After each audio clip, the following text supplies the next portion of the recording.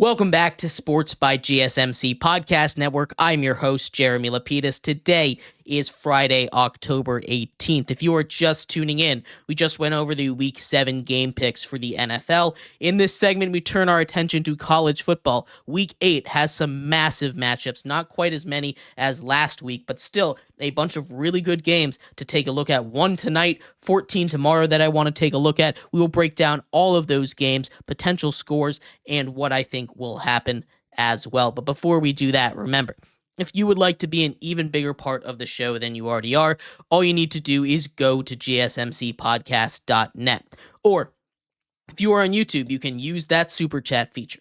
If you do either of those two things, a message should pop up on the bottom of the screen for you, me, and everybody else around the world to see.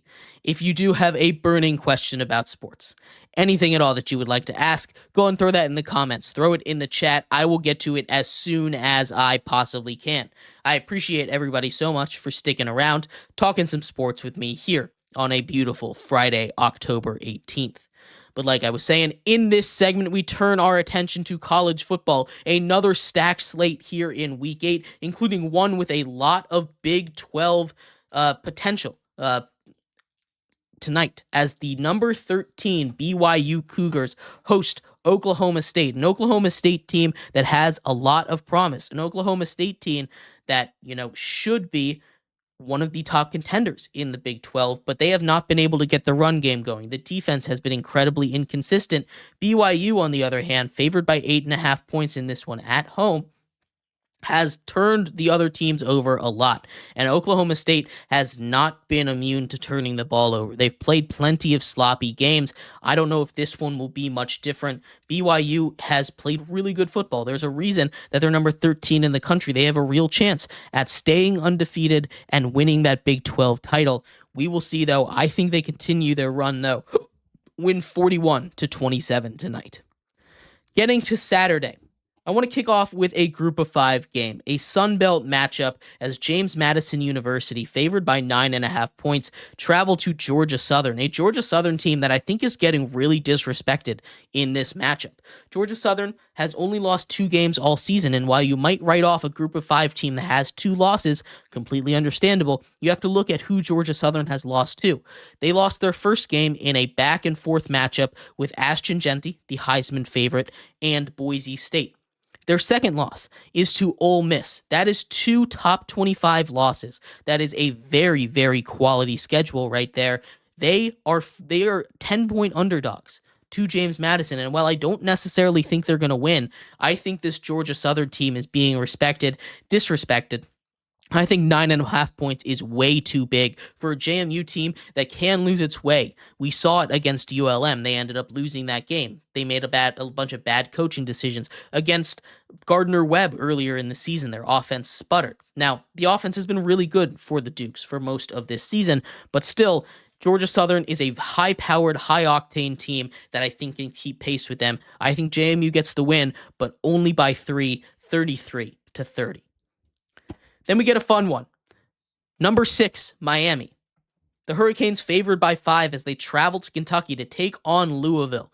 Louisville has lost 2 straight games. They lost to 2 top 25 teams, though. They lost to a Notre Dame team by 7 that, in my personal rankings, is in the top 12. They lost to an SMU team that is in the top 25. That's 2 straight quality losses where they stayed competitive, and I think they're getting a little bit underrated in this one. Miami has just survived 2 straight scares. They should have probably lost the last 2 games, having to come back from 25 against a not-ranked Cal, survive a near Hail Mary attempt from Virginia Tech, also not ranked. I think Louisville gets this win, 38-35. This should be a fun one, and with the way that Miami Magic has been going, I think they maybe find a way to pull this off. But I'm on Louisville's side in this one. I think Miami gets dealt their first loss of the season to the Cardinals on the road. Then we have Nebraska taking on undefeated number 16 Indiana. Kurt Cignetti has come in and turned that program around. They haven't been this good in forever. They're favored by 6.5 points at home. Dylan Raiola has gotten that offense going pretty solidly, but we've also seen them struggle against teams like Rutgers, a Rutgers team that just got blown out by Wisconsin. And I think Indiana is much better than that. Their defense probably not as good as Rutgers, but their offense much, much better. And you can't have performances like that and then turn around and try and play a really good team like Indiana. I think Indiana wins pretty comfortably, 30-21. Then we have one of the biggest matchups of the week as number 7 Alabama, favored by 3 points, travels to the Tennessee Volunteers in Knoxville, a massive, massive matchup for them.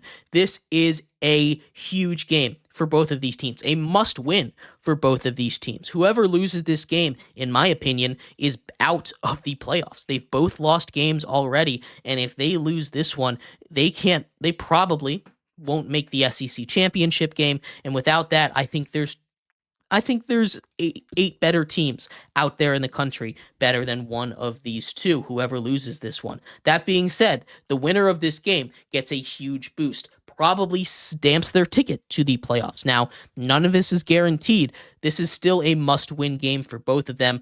In Tennessee, I think Tennessee slight advantage for home field, but still the way both of these teams have been playing leaves a lot to be desired. Alabama loses to Vanderbilt. Then they almost lose to South Carolina, probably should have lost to South Carolina. Tennessee loses to Arkansas because Arkansas just casts a chaos spell for some reason, but their offense has been a little bit concerning. I'm leaning with Alabama in this one, but I do think this one could go either way. I'm leaning Alabama 24-20. Another ranked matchup, at least in the AP poll. I don't think either of these teams should be ranked, but it still should be a fun one as number 24 Michigan travels to Illinois in a Big Ten battle. Number 22 Illinois hosts the Wolverines. The Wolverines favored by 3.5 in this one. This is going to be an ugly one. Michigan, they run the ball. Illinois, they can keep pace, but their run defense hasn't been the best. Because of that, I'm picking Michigan in this one. They win 20-17. Then a fun one. Maybe the opposite, not much of a slugfest like this Illinois-Michigan game will be. Colorado and Travis Hunter travel to Arizona, who's favored by 2.5 in this one. This should be a fun game. Noah Fifita and that Arizona offense are really good. Both of these teams are built very similarly, and I think Travis Hunter versus T-Mac is going to be an awesome battle. I'm leaning Colorado in this one. I think the way that Shadur Sanders is playing and Travis Hunter is playing right now is going to push them over the top. I think they win 31-24. Then we get to Chaos Field. Arkansas hosting number 8 LSU. LSU coming off of a massive win against Ole Miss. I don't think LSU is really all that. I think they're a very good team, but they're walking into Arkansas. And like I say, every time Arkansas steps on the field, it's just chaos incarnate, especially on the road. I think they got a crazy chaos win over Tennessee. And I don't think that Garrett Nussmeier, who's been inconsistent, is going to be able to nullify that chaos. I think Arkansas gets another one of those chaotic wins. They win 28-27. Kansas State, number 17 in the nation, travels to West Virginia in a another Big 12 battle. Kansas State, a lot of people really do like. I'm fading them a little bit because I don't like how inconsistent I've seen them be. They got lucky. I don't think they win that game against Colorado if Colorado is healthy. I haven't seen the best Kansas State performances out there. A lot of their wins aren't aging as well as you'd think they would. And they got killed by BYU. I don't think West Virginia has anything like that, but I do think West Virginia is a dangerous team, and I'm picking another upset here. I'm taking West Virginia to win this one at home, 30-28. Kentucky, 1.5-point favorites, travel to Florida.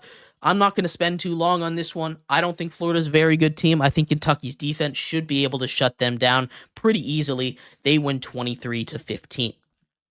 Number 12, Notre Dame. 9.5-point favorites traveling to Georgia Tech. This is going to be a big battle for them. We've seen we've seen Notre Dame really improve since they got their loss to Northern Illinois. They played really good football. Their offense has been playing really good football, especially since that loss. I don't expect that to stop now against the Georgia Tech defense that is not very good. Although Georgia Tech could put up some points against this team. We saw the way that Northern Illinois attacked them. I think Georgia Tech is built to attack them the same way. I think Notre Dame wins 41-24. South Carolina favored by 1 point traveling to Oklahoma. Oklahoma just got killed in the Red River rivalry. We saw South Carolina probably should have beat Alabama, but I think Oklahoma is still a better team.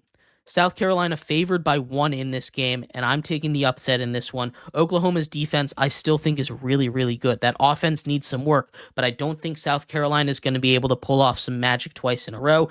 I think Oklahoma wins this 28-23. 3 games left. We got the big one at the end, Georgia, Texas. Arizona State traveling to Cincinnati. So this doesn't seem like a big game, but Cincinnati is favored by 5.5 points in this one. And after what we saw Arizona State pull off, their run game is deadly. We've seen Cincinnati blow huge leads to teams like Pitt, and I think Arizona State is on the same level as Pitt in this one. I think Arizona State clears Cincinnati pretty easily, winning 33-18. Then another SEC battle before we get to the SEC battle, as Auburn, probably the punching bag this year of the SEC, travels to number 19 Missouri, who's favored by 4 points in this one. This game should be a lot of fun. Missouri had a huge bounce back week after taking that loss to Texas A&M. I think Auburn's going to put up a fight, though. I think Missouri still wins 30-24. And then we get the game of the week, as number 1 Texas, favored by 4.5, hosts number 5 Georgia. This is going to be awesome. This is going to be must-watch TV on Saturday. You get title contenders, arguably the 2 juggernauts currently of the sport, going head-to-head in their first SEC matchup. Texas hosts. Texas is the number 1 team in the nation. They've separated themselves pretty clearly from everybody else, at least in my opinion, and I think Georgia will put up a fight. I think Georgia absolutely can and will put up a fight. They have the offensive personnel. They have the defense to do it. But I don't think they're going to be able to beat Texas. I think they're going to put them through the biggest test that they've had, much closer than Oklahoma was able to. But I still think that Texas wins handily enough, 30-24. But let me know what you think. I'd love to hear your thoughts on any of these games. I hope everybody enjoys what's going to be an awesome sports weekend. All of these NFL and college games that we went over, MLB playoffs continue to happen. The WNBA finals, they have a potential elimination game tonight. Lots of awesome stuff to watch. And of course, the NHL as well. We'll be back on Monday talking all of everything that happened today, tomorrow, and the next day, as well as preparing you for Monday Night Football. Hope I will see you there then. You all have a good one. Bye-bye.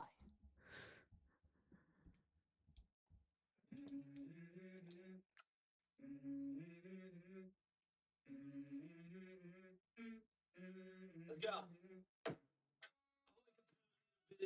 I feel like it's gonna be a bad day. Shit, and the coffee ain't hit yet. Damn, ain't that great.